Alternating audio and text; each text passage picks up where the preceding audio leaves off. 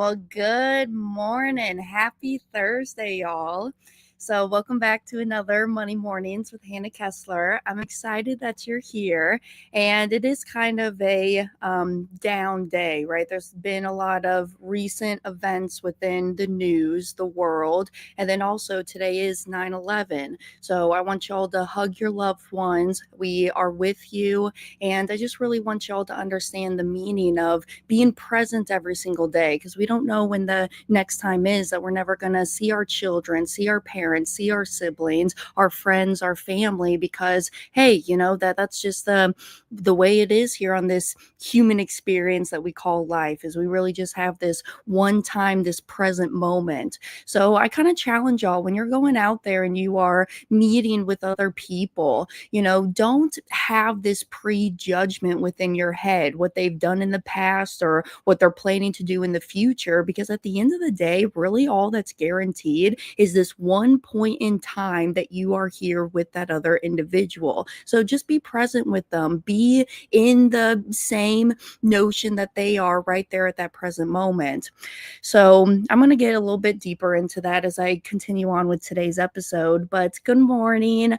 If y'all missed last week's episode, we talked about treating your money like the banker's money and why it's so important to pay yourself back. And today I want to share a truth that might sting a little bit, but this episode, I really titled it The Cost of Doing Nothing, because doing nothing is costing you more than what you think.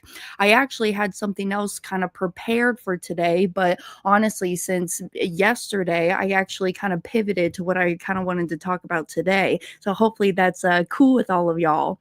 But too many people, they sit on the sidelines waiting for the perfect time to start saving, to start their policy, to pay themselves first. But here's the reality to it. The perfect time doesn't exist. And every day that you wait, your money is quietly slipping away, whether it is money, as we talk all about here on Money Mornings with Hannah, or if it is quality time being with that individual.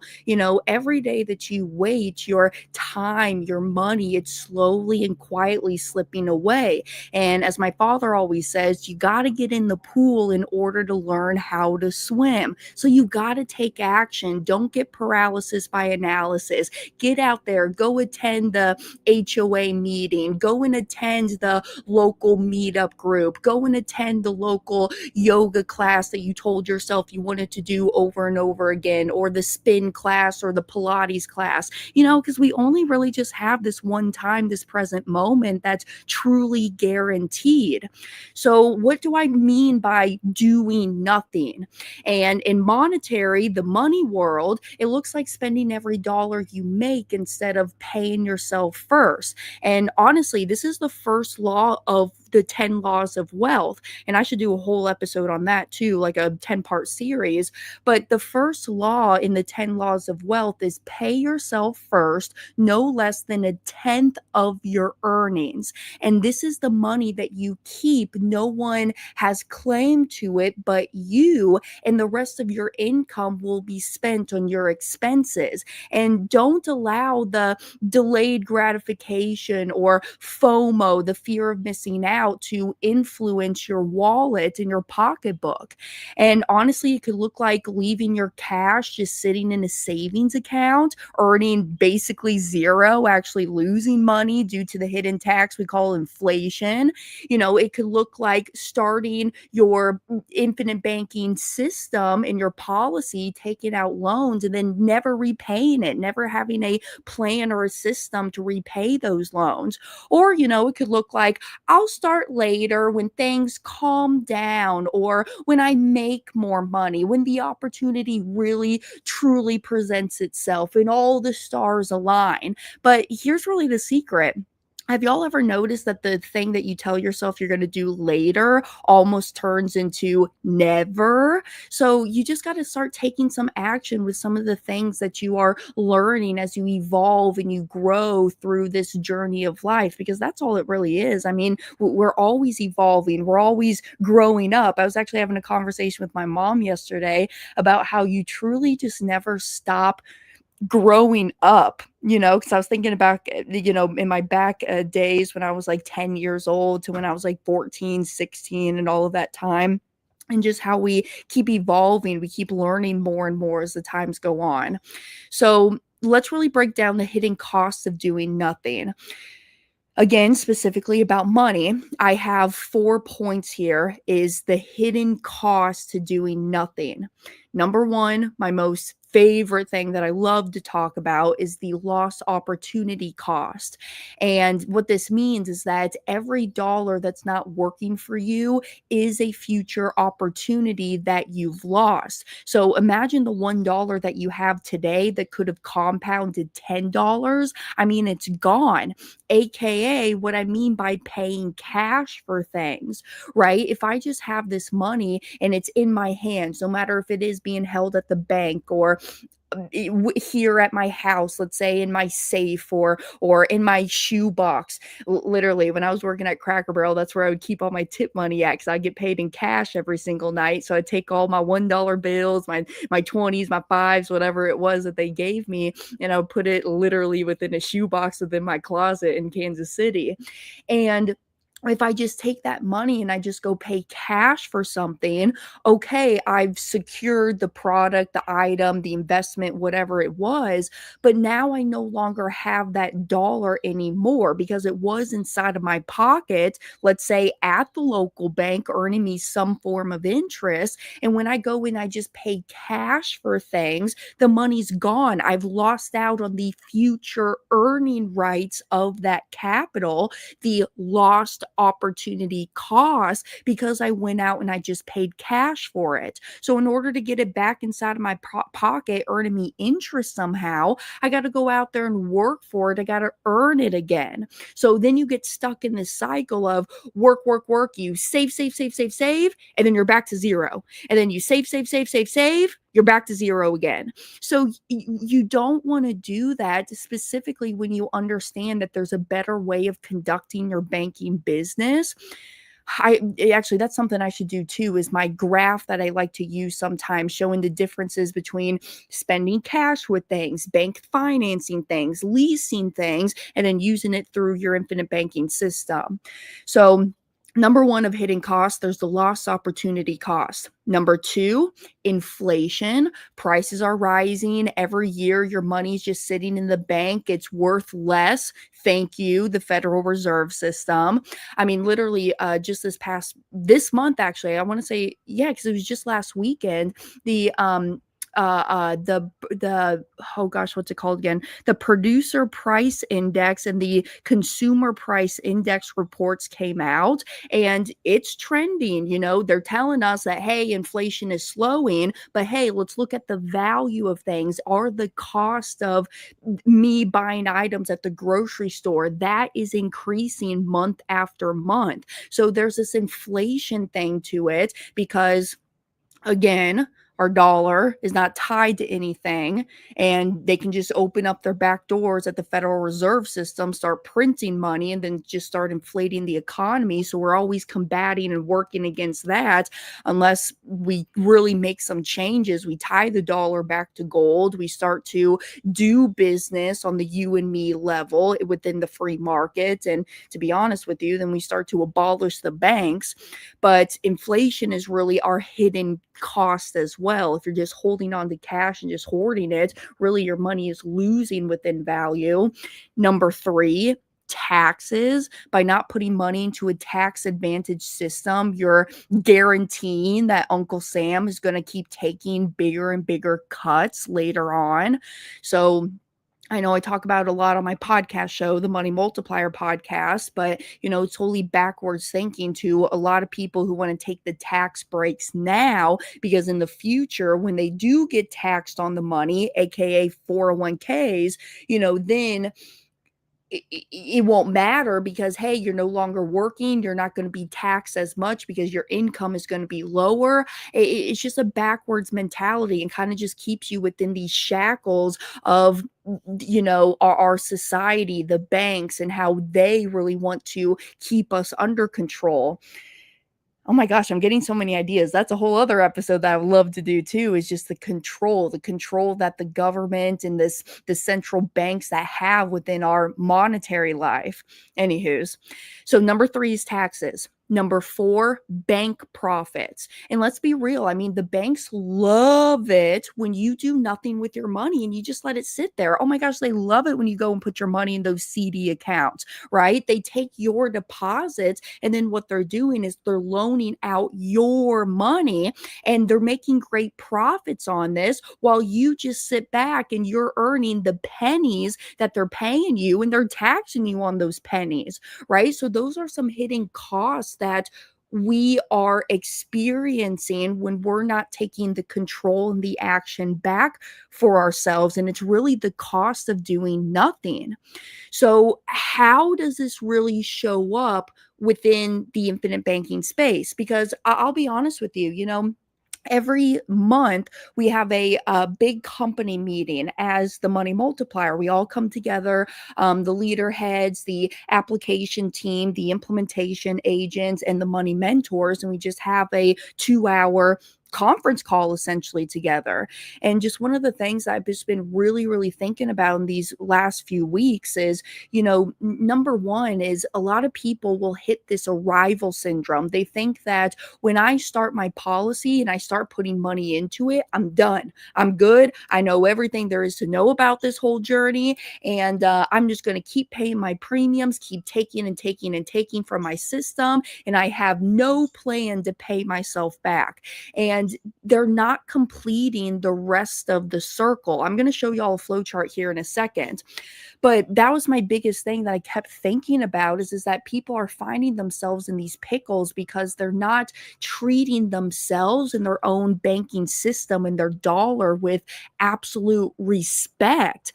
And so they find themselves in these bonds when premium comes due, or they got to pay their loan interest because they neglected to truly prep for it. It's almost like this, y'all. Do you go in and do you prep for your taxes every single month, every single year? I know for myself and learning more, I've been setting aside even extra dollars every single month. And I'm like, hey, when the IRS comes knocking on my door, this is going to be the dollars that I need to go and pay to them. So I'm going to store and save up and save these dollars within my policies. And that's what I use to then pay myself back into my policy, into my banking system.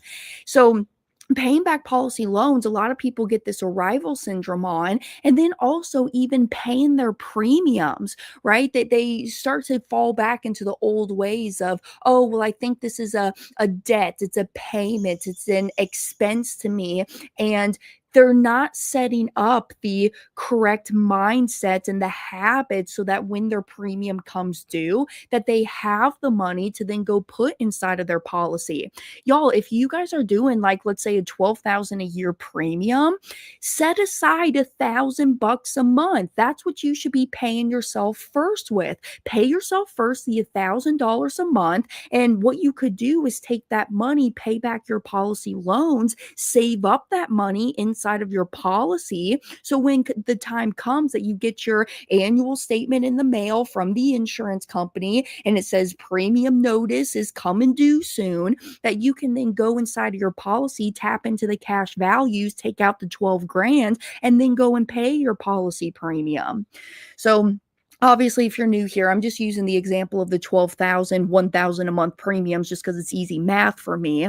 But really, y'all know this. You get to decide how much you want to start your own banking system with. You decide your premiums that you want to do, and you can pay those on a monthly, quarterly, twice a year, or even annual premium deposit basis. So not paying yourself back first really means that you never build up enough capital to take advantages of the opportunities. You are not treating yourself as your number one asset, is what I like to say.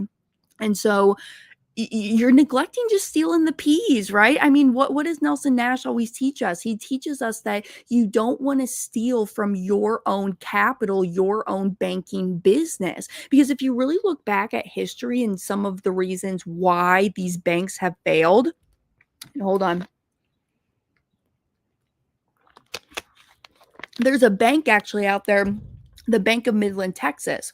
And the reason that they failed at one point is because a lot of the non-performing loans were to the executives of that bank because they didn't treat the money like it was consumer debt, right? They were just like, well, hey, this is my bank. I can do whatever I want with it. And then eventually they went bankrupt, and then the Federal Reserve System had to come in and then bail them out. So taking out your policy loans and operating in that same manner and never repaying them means you're suffocating your own banking system. So don't steal the peas. And this is just a reminder too, if y'all haven't done this in some time, I would really go back and reread some of Nelson Nash's book, especially the grocery store example where he talks about don't steal the peas.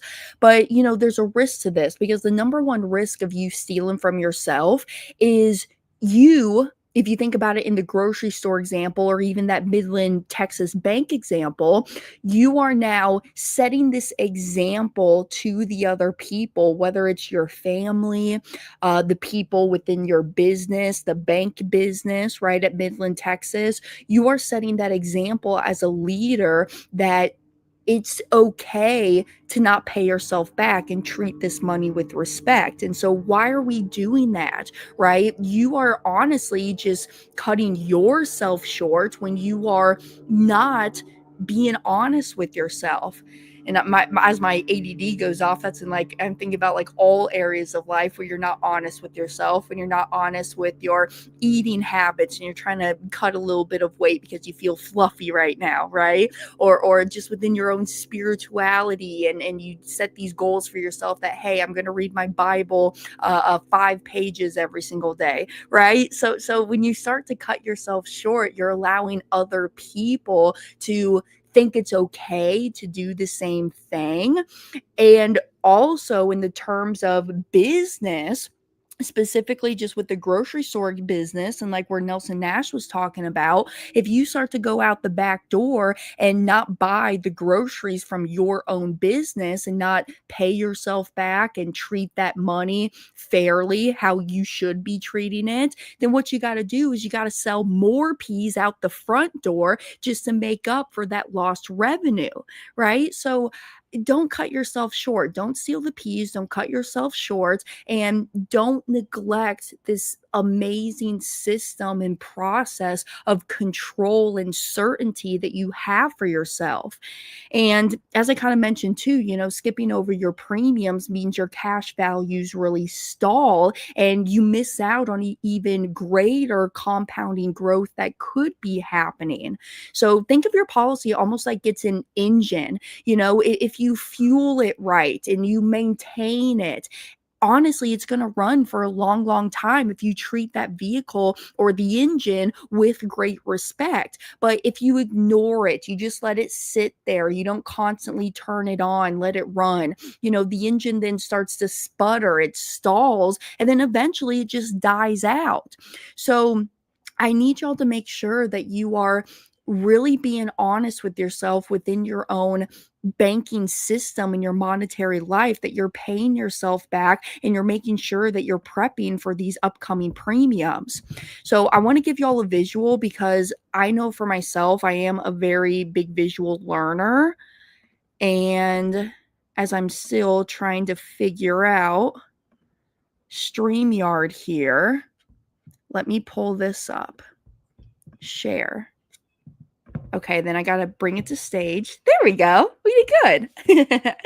So here's just the visual. And honestly, y'all, I want you to even like write this down on a big notebook paper. Just turn it horizontally and just write this out. This is the big flow chart that you should be practicing with yourself. Because, right, everybody gets this. Everybody understands that my premiums go into my policy, and that's how my cash value creates itself, my cash value and my death benefit. Remember, don't neglect the death benefit. It is there, and that's the legacy aspect of this whole concept too. But you create your income flows through your policy, and then when we take out the money, it goes into our segregated checking account. Side nugget, Hannah, why does the money go into a separate segregated checking account? Well, it doesn't have to, but I personally like to do this because any money that comes out of my policy is always tax-free dollars to me. So just come around tax time, it's easy to identify what's taxable income and what's not with my accountant. So I just have a separate checking account. I bank with US Bank, which is one of my banks. So I have it set up over there. And I literally titled it the Pay Myself First account too. So getting into that later.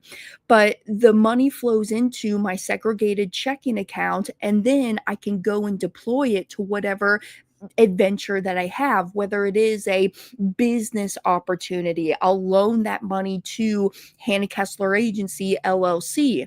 I will go and take that money, do some private lending deals. I want to share with some goals with y'all. So actually, as of recently, I've been wanting to get deeper into my real estate investing and not just stay within lending.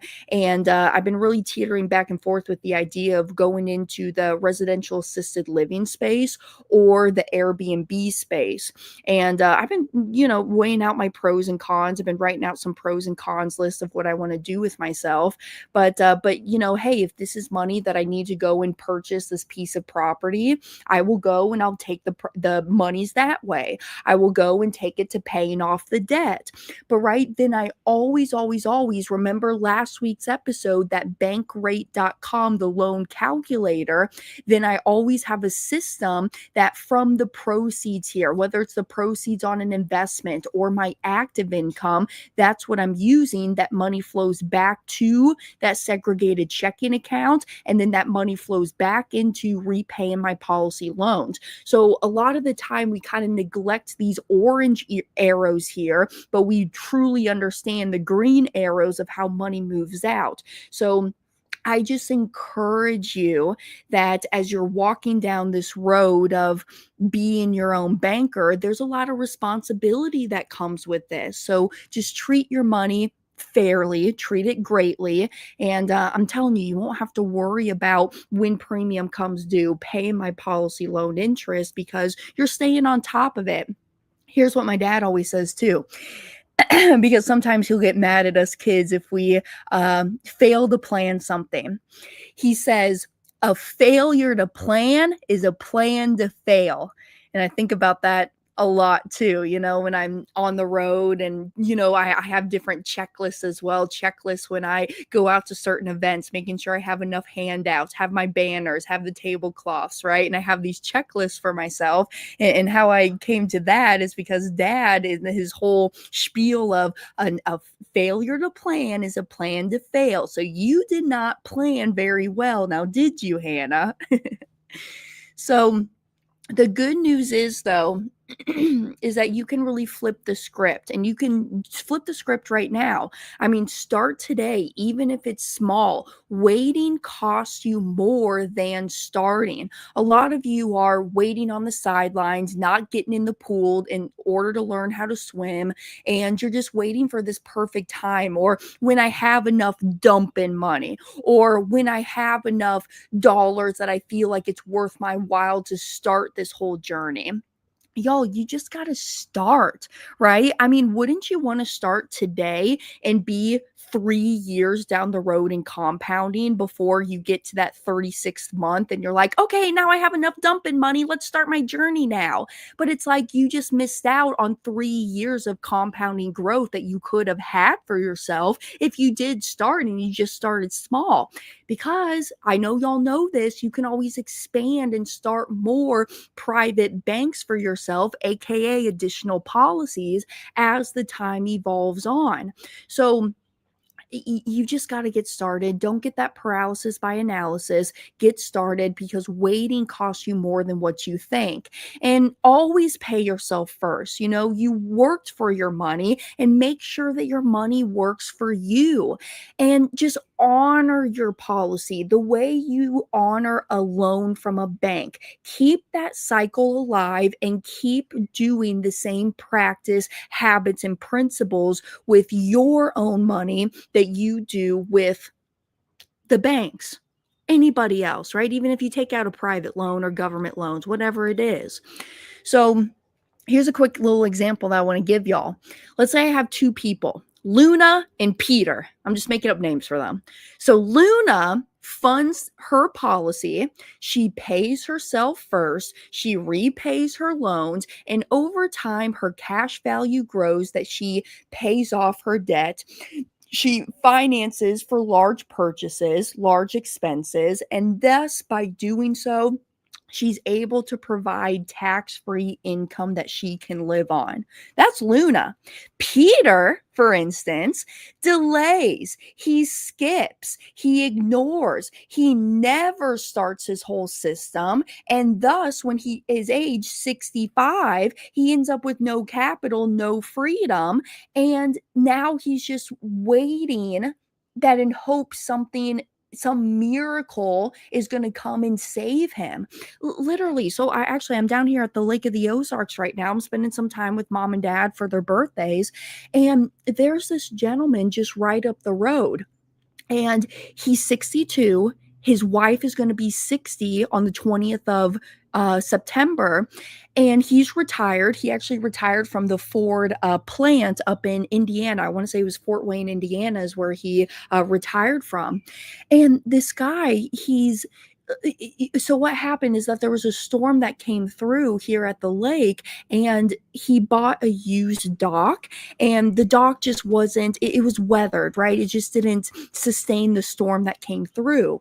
And so it had to get, it literally washed away. And he had to go out there and go save his jet skis and his boats that were sitting on the dock. And so now he's got these two jet skis and his boat sitting on a trailer on his driveway. And I see it every single time when I'm going out there and walking our dog, Piper. And the whole reason that it's sitting out there is because, well, I just can't afford right now to go buy myself a new dock. I'm waiting so that I can be able to afford this. This guy's retired. I mean, I don't know about y'all, and I know I can never fathom it to its full extent right now because I'm at the ripe age of 26 years old, but I know that I don't want that same pickle to happen to me if I need this money to go and do something to my house, to my livelihood, whatever it is that I'm out here trying to accomplish. So I'm telling you, the cost of doing nothing is truly, truly hindering you from your full potential of what you could be doing. And I don't know if it's fear, if it's the fear of the unknown. Let me show you all this. Actually, I found this image on Instagram just this past week, and I loved it so much that I set it as my phone screensaver. But it says, "Feel the fear and do it anyway." And when I saw that, I was like, oh my goodness, I love this, because sometimes I get anxious. I struggle with anxiety. I struggle with getting in my own way, and sometimes even having like imposter syndrome. And I'm going to feel the fear. I'm going to embrace it. And then I'm going to go out there and I'm going to go do whatever it is that I was going to do anyways. Because what's going to happen? What's the worst thing that could happen? Someone's going to tell me no. That's okay. That's okay if you tell me no, if you disagree with me. But this is me, and this is just my life that I get to choose of what I want to live. And I don't want to wake up one day and think, oh my gosh, I wish I would have. I should have done that. I would have done that. I don't want to do it. I'm going to shout out Mr. Larry Steinhaus right now. Larry Steinhaus literally bought an ice cream store up in Langhorne, Pennsylvania, because no, does it produce him a lot of revenue? No, but he did it because ever since he was a young child. He's like, I have always wanted an ice cream store. So I am now within my latter years of life, and I want to go and pick this ice cream store out, and I want to own it. I want to run it, and I want to work in it sometimes. I want to do the same thing with a clothing boutique, Before I got into this whole world of teaching infinite banking, it was really I wanted to go out and be a fashion designer. And the whole reason I didn't go that route is, I wouldn't have made a good living just right now doing that. I would have struggled. I would have had this boatload of student loan debt that I would have had to pay off with a 50,000 a year job. And I just felt like I didn't want that quality of life, that stress for myself. So I said, you know what? I'm going to build up my resources now, make sure I'm not stressed out, that I am putting food on my table, I'm keeping a roof over my head. So when the time happens that I am ready to start this venture of being a fashion designer, opening up my own boutique, that I'll have the resources and the tools and even like the business knowledge that I'm learning and gaining every single day that can take me into this boutique that I want to open up. And I do want to have a storefront. I don't know exactly where I want to have it at quite yet. I was thinking maybe like in Tennessee, like Nashville, because I love my Nashville city. But having like that boho chic kind of boutique all set up. So I have something else that I want to get into, but before I go there, let's get into this quick commercial break. Hey, money multipliers, just real quick. I know times are crazy right now. We're in very uncertain times, and that's why we need to come together and thrive as a community. So coming up, Denver, Colorado, October 9, 10, and 11, the Money Multiplier team, we're going to be out there hosting a live mastermind for you. My folks who have policies, want to build and strategize on the empire that you have. And for my dreamers who you haven't started your infinite banking journey yet, but you want to connect and be with the like-minded people so you know you're on that correct and right direction. So I want to see you down there. So myself, my dad, Brent Kesler, Chris Noggle, we're all going to be together in the one location. So check the link out down below for more information, or you can visit themoneymultiplier.com/mastermind 2025. I'll see y'all in Denver. And then, hey, y'all, you can actually use the code BANKER, BANKER, BANKER for 15% off. I only have 2 more tickets for my VIP, so that's going to sell out this week. But I still have open tickets for the GA sessions.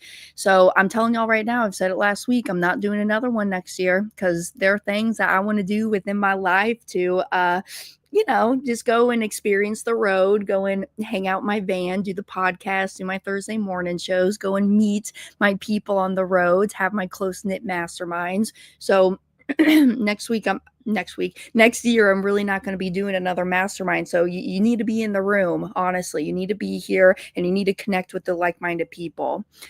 So I then kind of started to go down this whole rabbit hole of what does it really mean to do nothing? And I was thinking about it like in the terms of spirituality, productivity. I kind of started to go down this little rabbit hole of what is the cost of truly doing nothing, not just within my banking system, but just within my life anyways. And I kind of put together like a few thoughts here. To do nothing, I was thinking, is to drift without intention. It's letting external circumstances dictate our lives, and you're existing, but you're not really living. Like you're not being present. You're just floating and coasting through, but you're not truly living. And as I was like searching this up and I was going down certain rabbit holes on Google, philosophers would say this leads to despair, a sense of emptiness when you realize you've never actually chosen your life and you're just going through the motions. They continue on to say it is not that we have a short time to live, but what we waste much of it. but that we waste much of it. Let me say that one more time. It is not that we have a short time to live, but that we waste much of it. Blah, blah, blah, words.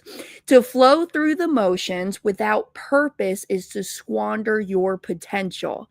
And that really hit too. I was really thinking about that. And then I kind of started to go down this whole road of, okay, well, yes, philosophers, I hear what you're saying, but what does that really mean in a practical meaning? And when I started to go down this whole rabbit hole too, it's not literally inactivity, it's autopilot living. Have you noticed that? Have you kind of noticed the autopilot living? A big example, right, that we're all probably thinking of is, let's say when you get in your car and you're just driving and you kind of get on that autopilot, you can kind of zone out for a little bit, and then you kind of wake up and you're like, oh my gosh, how did I even get here? We're just here, like, I just left my house 3 minutes ago. How am I already down 20 minutes down the road, right? So eating, working, driving, scrolling, sleeping, repeating, if you keep going after the same old without reflection, growth, or contribution, that's really the cost of doing nothing. That then you wake up one day and you're like, oh my goodness, as my mama, I've just turned 60 years old. What have I done all of these years up to this point in my life? Because I say this all the time, time is the only resource that we do not get back. So spiritually, doing nothing means you're disconnected from your soul's calling. I know a lot of you feel like that. You feel like you're drained when you clock into your 9 to 5 because it's truly not what your passion is, what you're called to do. And you're letting the current of life just carry you, but not in the surrender to divine sense, more in a drifting without an anchor sense. And even the biblical meanings and in spiritual roots here, many traditions teach that to live without intention is to bury your talents. You are given gifts, but doing nothing with them is like hiding them in the ground. So I just really, really started to think about just me in my own life, and just I feel like even just sometimes this year I've been doing this where I'm working really, really hard and I'm doing all of this stuff, but I wasn't doing it with clear intention, that I was just being busy just to be busy, and I wasn't doing it within a smart way. And those are just honest conversations that I had to myself that literally ended up in tears, because you get mad at yourself because you think you're doing the right thing, and then you can't blame anybody but yourself, and then you just kind of get mad that you're like, why would I let myself do this? I've gone through that literally this year. And when I'm flowing through the motions, it's kind of a dull awareness instead of being present and being grateful, expressing the gratitude. You operate in this survival mode and you're missing the miracles that are happening around you. And just to sum it all up, I mean, the cost of truly doing nothing is you miss the chance to create meaning. You fail to leave an imprint, no legacy, no ripple, and your spirit feels restless because you know deep down that you were made for more. So it's just, it's a disconnection. It's a disconnection from your true calling, your true purpose. And I just urge y'all that, are you really living every day with intention? Do you have the clarity, the direction of where you're trying to go? Or are you getting caught up in all of this busyness? I always say that, busy. I hate being and saying that I'm so busy, right? Because I want to make sure that I'm doing it with clear intentions. So specifically on today, a day with all the crap that happened yesterday and just even the stuff that happened a few days ago, I mean, there's a lot of grief, there's a lot of negativity in our world here today. And we were sitting out there on the patio just yesterday, my dad and I, And he was saying that, hey, sometimes I wish that I could even go back to when I was a kid growing up within the 70s and the 80s, because, oh my gosh, time was just so much more simpler back then, is what he says. And I was like, well, great, Dad. Well, great. I'm here 26 years old in 2025. Are you telling me it only gets, part of my French, you telling me it gets shittier from here on out? But I don't want these events in our world to hinder you from doing what you're truly passionate about, your calling. And I think that's what's so amazing about some of these leaders. They're very thought provoking, and that's the whole.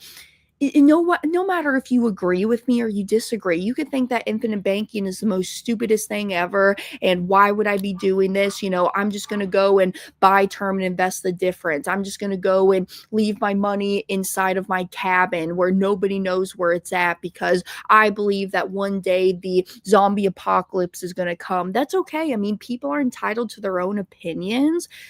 But this is what's so cool when you go out there and you make connections and you meet people who are different than you, is that you can turn on your critical thinking skills and really, just as I always say, think for yourself and question. I kind of made that connection last night where I was like, you know what? When I always say think for yourself and question, it truly is turning on those critical thinking skills, because now I can get to a place where I can see and have empathy for the other side, but then think to myself, well, this is what aligns with me and my core beliefs here. Anyways, I'm going down a whole rabbit hole, but just know that, I want y'all to really lead with intention. I want you to care for yourself, care for one another. As Southwest Airlines always says, when you're getting off the airplane, they said, hey, go out, spread kindness, be kind to one another today. Thank you for flying, Southwest Airlines. And I love that they say that every single time that I'm on a flight with them. So before I get into my closing here, I know I've been going on for the last 42 minutes now. Let me see some of y'all comments down here. Good morning, Dexter. Good morning, Jet. Tess is saying, great analogy. The whole process is a little engine that could. Next children's book. The engine is fueled with money naturally. That's a good one. Hey, speaking about children books too. As shout out, there is a book out there that Tess Hulak wrote. I wonder if I can put this. Yes, I can put it on the screen. I love that. So Tess actually has a book out, The Courage to Change. I'm going to do a little plug for you, Tess, here you go. So Courage to Change, I would definitely go and research her book. And then also Sandra Fry, within the Money Multiplier team, she heads up the application team. She wrote a children's book that's out. It's on Amazon right now, and it's called The Forever Tree. So The Forever Tree is a great story. I just have it shipped to my house. I bought it about 2 days ago. So when I get back home to Florida, it's going to be sitting there on my doorstep. But that's another good children's book, The Forever Tree. And then also, Chris Noggle and I, we have our book, The Companion, and it's also on Amazon as well. So yeah, Nashville is a great place to go and put the store, I think, too. So Dexter is saying Beverly Hills, California, bring it here. Dexter, I love you. I love California. I love to visit, but you will never catch me owning a business or living in California. Mwah. Love you, brother. And then Tess says, getting the financial handcuffs removed opens us to heal, change, connect, and to improve the world. So I agree with you, girlfriend. So here's my challenge for y'all this week. Ask yourself, what is doing nothing costing me? Because the truth is, the cost of doing nothing is always higher than the cost of starting. And don't let procrastination rob your future self. I know you can go and think back to a lot of the things that you wish you would have done at my age right now. I know a lot of y'all, you guys tell me this, that you would love to trade places with me. And think about what you could be doing now, and then think, if you are 50 years old, what would your 70-year-old self be telling you 20 years in the future? What you wish you could have done? Because there's a quote that I think about a lot too, is that we totally overestimate what we can accomplish within a year, but we underestimate what we can accomplish in 10 years. So go out there, create. That's the whole thing about this human experience that we have here is we can create, we can share, we can build, we can do things. And if you truly want to see what doing something could look like with your numbers, reach out. I mean, I'd love to walk you through your own personal blueprint about what you got going on over there. So you can go and contact me at hannahkesler.com, also themoneymultiplier.com. I know y'all know that, but go and check out my new website. There's some cool things on there. Get some really great things in the works over there on hannahkesler.com. But you need to know. Just ask the questions and see if it's good for you, if it's a right fit for you. So thank you y'all for joining me on another Money Mornings with Hannah Kesler. And I'm going to be right here next Thursday, 9 a.m. Eastern time. And I'll be back with another episode. And remember, it's not just about money, it's about freedom. And freedom is built by what you do today. So I'll see y'all next week. Go out there, make some good connections, love one another, be kind to one another, and I will see everybody next week. Mwah. Bye, y'all.